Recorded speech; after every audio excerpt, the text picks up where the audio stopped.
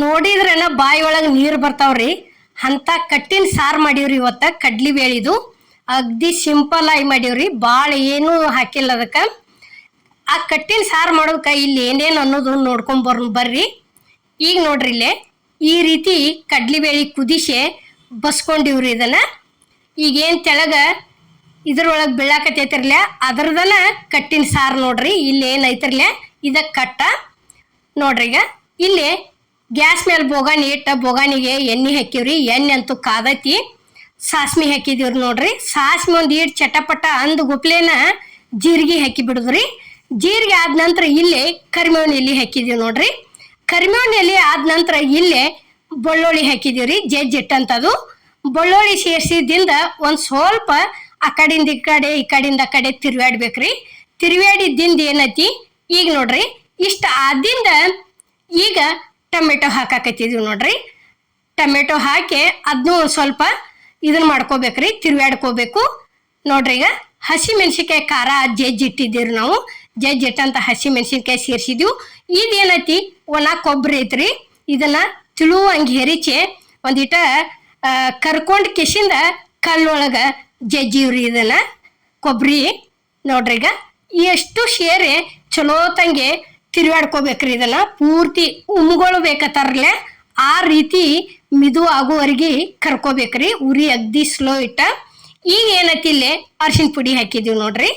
ಅರ್ಶಿನ ಪುಡಿ ಹಾಕಿದ್ದಿಂದ ಮತ್ತೊಂದು ಸ್ವಲ್ಪ ಚಲೋ ತಂಗೆ ತಿರುವಾಡ್ಕೋಬೇಕ್ರಿ ನೋಡ್ರಿ. ಈಗ ಇಷ್ಟ ಆದಿಂದ ಈಗ ಏನೈತಿ ಇಲ್ಲೇ ಇದೇಗೇನ ಕಟ್ಟ ಬಸದ್ ಇಟ್ಕೊಂಡಿದ್ದೀವ್ರಲ್ಲ ಕಡ್ಲಿ ಬೇಳಿದು ಆ ಕಟ್ ತಂದ ಸೇರ್ಸಾಕತ್ತಿದೀವಿ ನೋಡ್ರಿ. ಈಗ ನೋಡ್ರಿ ಇಷ್ಟು ಕೊಂಡ ಐತ್ರಿ ಇದು.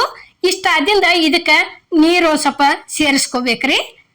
ಈಗ ನೋಡ್ರಿ ಇದನ್ನೊಂದು ಇಟ ಆ ಕಡೆಯಿಂದ ಕಡೆ ಚಲೋ ತಂಗ ಮಿಕ್ಸ್ ಮಾಡ್ಕೊಂಡಿಂದ ಒಂದು ಈಟ್ ಏನ ಇದಾದಿಂದ ನೋಡ್ರಿ. ಈಗ ಇಲ್ಲೇ ನೀರು ಸೇರ್ಸಾಕತ್ತೀವ್ರಿ. ನಮಗೆ ಇಷ್ಟ ಸಾರ ಭಾಳ ತಿಳು ಆಕತಿ ಅಂದ್ರೆ ಏನೈತಿ ಹೂರ್ಣ ಏನ ಅರ್ಧ ಇಟ್ಕೊಂಡಿರ್ತೀವ್ರಲ್ಲ ಅದನ್ನ ತಂದ ಒಂದು ಸ್ವಲ್ಪ ನೀರೊಳಗೆ ಕಲಿಸಿ ಸೇರ್ಸೋದ್ರಿ. ಇಲ್ಲಿ ರುಚಿಗೆ ತಕ್ಕಷ್ಟ ಉಪ್ಪು ಹಾಕಿದೀವ್ರಿ. ಉಪ್ಪು ಹಾಕಿದ್ದಿಂದ ಇದು ನೋಡ್ರಿ. ಈಗ ಹೂರ್ಣ ಐತ್ರಿ ಇದು.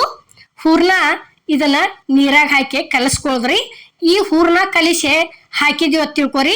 ಮ್ಯಾಲ ಬೆಲ್ಲ ಹಾಕಂಗಿಲ್ರಿ. ಅದಕ್ಕೆ ಬೆಲ್ಲ ಆಗಲಿ ಸಕ್ಕರೆ ಆಗಲಿ ಯಾವುದು ಸೇರ್ಸಂಗಿಲ್ಲ.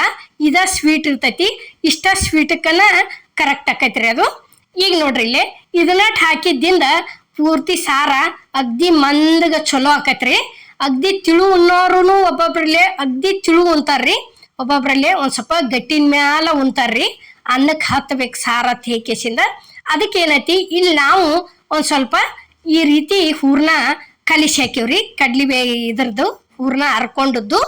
ಈಗ ಲಾಸ್ಟಿಗೆ ಏನೈತಿ ಇಲ್ಲಿ ಸಣ್ಣ ಕಟ್ ಮಾಡಿಟ್ಟಂತ ಕೊತ್ತಂಬರಿ ತಂದ ಸೇರಿಸಿದೀವಿ ನೋಡ್ರಿ. ಸೇರಿಸ್ಕಿಸಿಂದ ನೋಡ್ರಿ. ಈಗ ಇಷ್ಟು ಮನ್ಗಂಡ ಎಷ್ಟು ಚಂದ ಕುದಿತೈತಿರ್ಲ ಅಷ್ಟು ಸಾರ ರುಚಿ ಹಾಕೋತ ಬರ್ತೈತ್ರಿ. ಇದು ಕಡ್ಲಿ ಬೇಳಿದು ಕಟ್ಟಿನ ಸಾರ. ಮತ್ತು ಇದನ್ನ ಒಂದ ದಿವ್ಸಕ್ಕೆ ತಿಂದ ಬಿಡ್ತೀವಿ ಅನ್ನುವಂಗಿಲ್ರಿ. ಯಾಕಂದ್ರೆ ಇದನ್ನ ಕಂಪಲ್ಸರಿ 2 ರಿಂದ 3 ದಿವಸ ತಿಂತಾರ್ರಿ. ಇಲ್ಲಿ ಒಂದ ಬೋಟ ಹುಂಚಿಯನ್ನ ಹಾಕಿದೀವಿ ನೋಡ್ರಿ. ಅದನ್ನ ಸ್ವಚ್ಛ ಹಂಗ ತೊಳ್ದಿವ್ರಿ. ಅದು ಒಂದು ಬೋಟ್ ಹಂಗ ಉಗದ್ ಬಿಟ್ಟಿದೀವ್ರಿ ನಾವು. ಯಾಕಂದ್ರೆ ಈಗ 1 ದಿವ್ಸ ಉಂತಾರು ಮರ್ದಿವ್ಸ ಉಣ್ಣೋದಕ್ಕಂದ್ರ ಒಲ್ಲೆನ ಆತಾರ್ರಿ.